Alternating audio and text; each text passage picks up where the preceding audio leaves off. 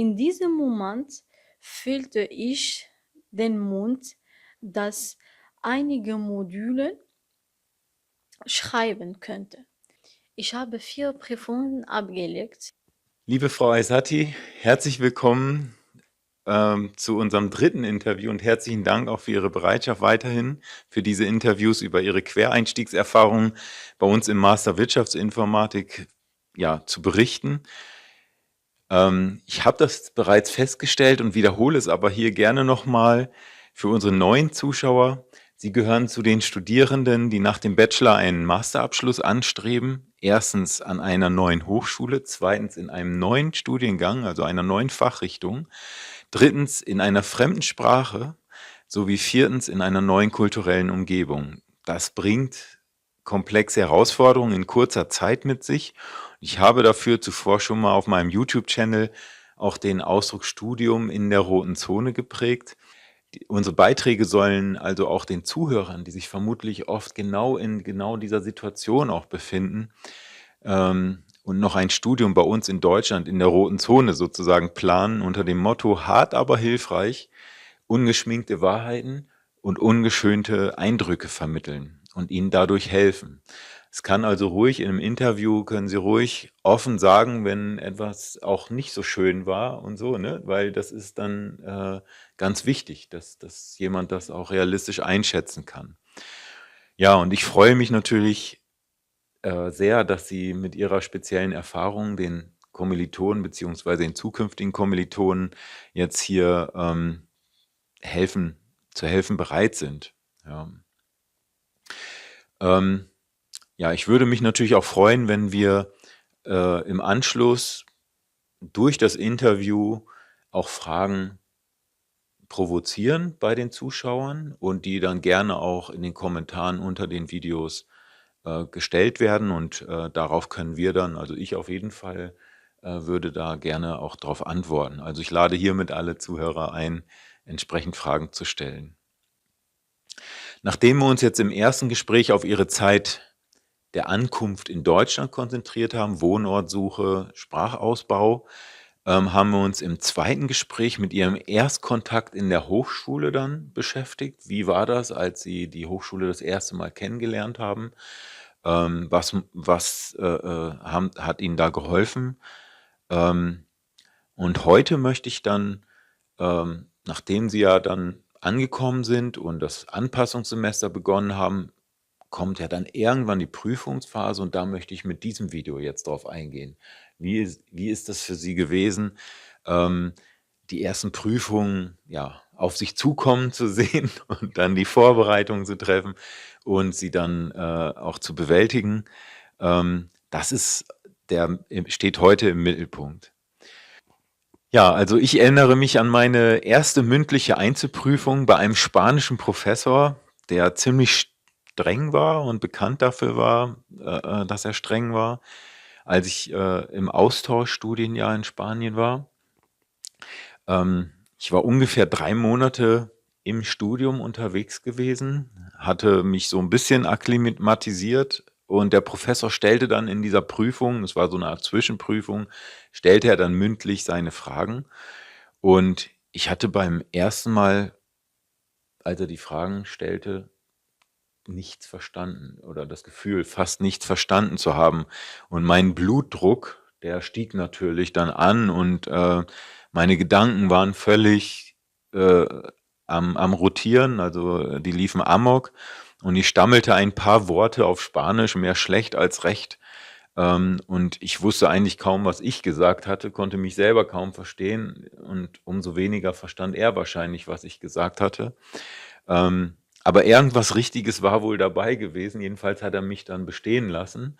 Und ich habe gerade so diese Prüfung bestanden, aber ich fragte mich natürlich, ob ich die ganzen anderen Prüfungen, die noch etwas später kommen würden, wie ich das noch schaffen sollte und ob das wohl gut gehen könnte. Sie haben ja nun nach der Ankunft an der Hochschule das Anpassungssemester besucht und über den Einstieg in die Hochschule und in das Studium haben wir ja bereits gesprochen. Aber wie ist es Ihnen jetzt genau an diesem Punkt ergangen, als die ersten Prüfungen kamen? Wie sahen die aus? Und kurz bevor es losging, wie haben Sie sich da gefühlt? Ähm, Welche Prüfung haben Sie als besonders herausfordernd empfunden? Ähm, ich auch, als ich das erste Mal eine Vorlesung besucht habe, habe ich nichts verstanden.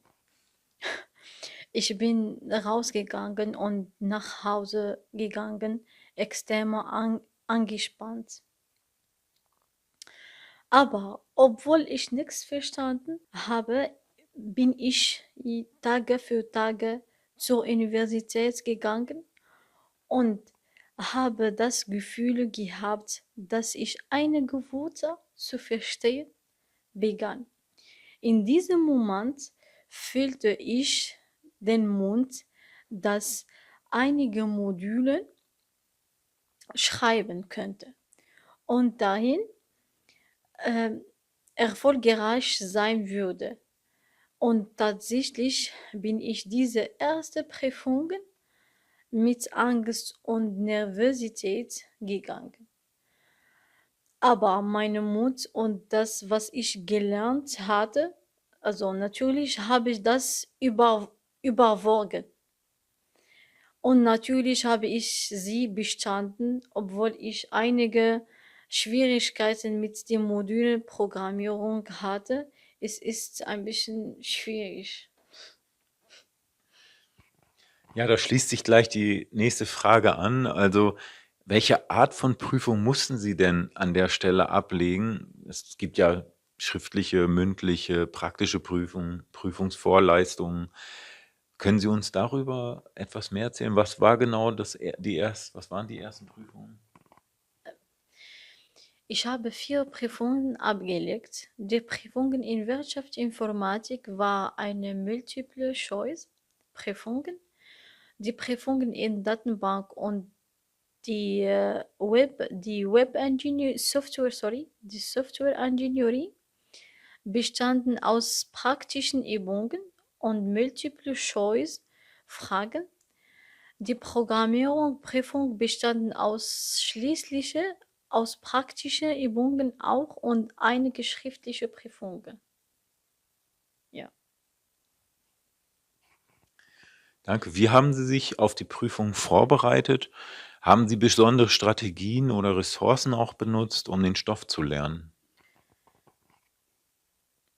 Während der Vorlesungszeit habe ich alles, was ich in der Vorlesung gelernt habe, zu Hause in meiner Muttersprache oder auf Französisch recherchiert, zum Beispiel auf YouTube oder anderen Webseiten. Gibt es viele Webseiten und gibt es viele Videos in YouTube, kann man schauen das und kann verstehen alle Module auf deine Muttersprache.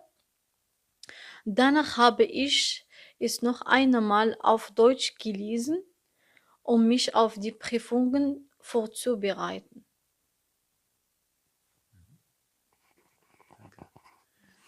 Wie sind Sie mit der Sprachbarriere während der Prüfung umgegangen? Sie sagten jetzt schon, okay, Sie haben, auch in eigener Muttersprache oder eben auch auf Französisch, YouTube, Ressourcen genutzt und so weiter. Gab es noch andere Wege, wie Sie mit der Sprachbarriere umgegangen sind, auch in der Prüfung selbst? Also natürlich war die Sprache ein Hindernis für mich, aber ich habe mir gesagt, dass ich den Stoff zweimal wiederholt sollte. Einmal in einer Sprache, die ich verstehe, und einmal auf Deutsch. Durch diese Wiederholung habe ich mir alle Schlüsselwörter angeeignet. Welche Unterstützung haben Sie an der Hochschule erhalten, beziehungsweise auch von Kommilitonen? Ähm, Gab es da irgendwie Besonderheiten, die Sie hier erzählen könnten? Ich habe, ich habe Unterstützung von Professoren erhalten, die uns einige alten Klausuren gegeben haben, um uns vorzubereiten und an die bevorstehende Prüfungen zu denken. Auch einige Zusammenfassung die wir mit unseren Kollegen teilen, erleichtert die Vorbereitung, die Prüfungsvorbereitung. Was die Programmierung betrifft, so ist sehr schwierig, aber die Studenten kann das Wörterbuch zuschlagen von Vokabeln, um die in der Prüfungen zu erklären. Ja. Ja, ein wichtiges Thema ist ja auch hier immer dieser Prüfungsstress. Ich hatte das in der Einleitung schon mal so ein bisschen auch anklingen lassen. Wie sind Sie mit Prüfungsstress und Prüfungsangst umgegangen? Gab es da spezielle Herangehensweisen, Techniken, die Ihnen da geholfen haben? Wirklich, ich hatte keinen besonderen Stil, da- aber ich dachte dran, wie ich es schaffe und meiner Familie sage, dass ich es geschafft habe und wir uns gemeinsam freuen und alle Müdigkeit und Erschöpfung vergessen.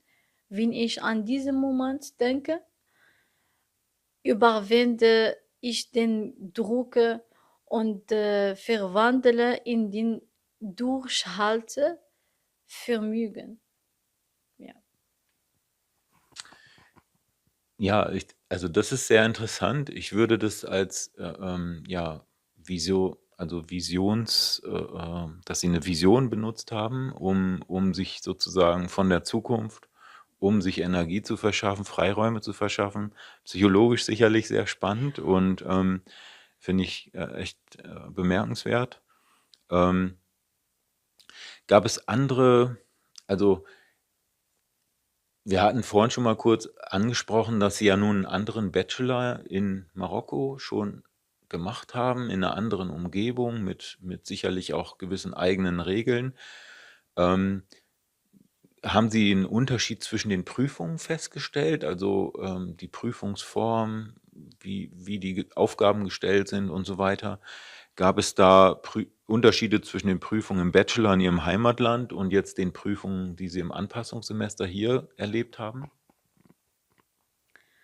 Natürlich gibt es einige Unterschiede bei den Prüfungen, weil ich denke, jedes Land ein System des Universitätsstudiums hat.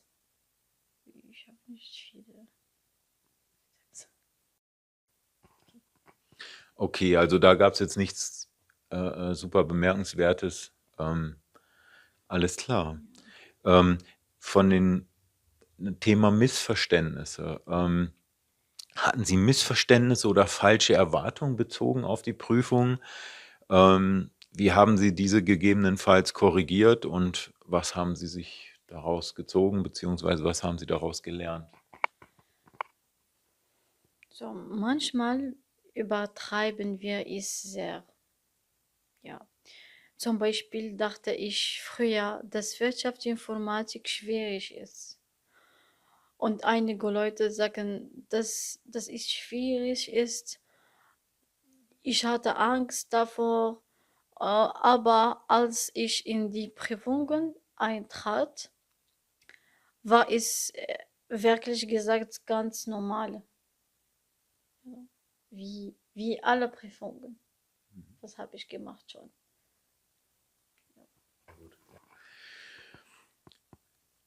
Wie hat sich Ihre Herangehensweise an Prüfungen im Laufe des Anpassungssemesters verändert? Haben Sie gewisse Strategien oder Lernmethoden angepasst oder weiterentwickelt? In der Eingewöhnungsphase habe ich besonders auf Fleiß und Ausdauer gesetzt, denn am Anfang oder bei den ersten Prüfungen brauchst der Studenten Geduld beim Vorbereiten und Wiederholen, um die Stoff zu verstehen und gut zu beherrschen. Ja.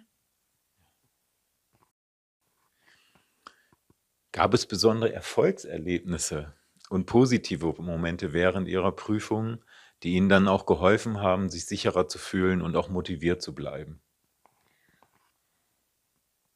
Natürlich waren meine besten Momente, als ich die Ergebnisse sah und feststelle, dass ich in alle Module erfolgreich war.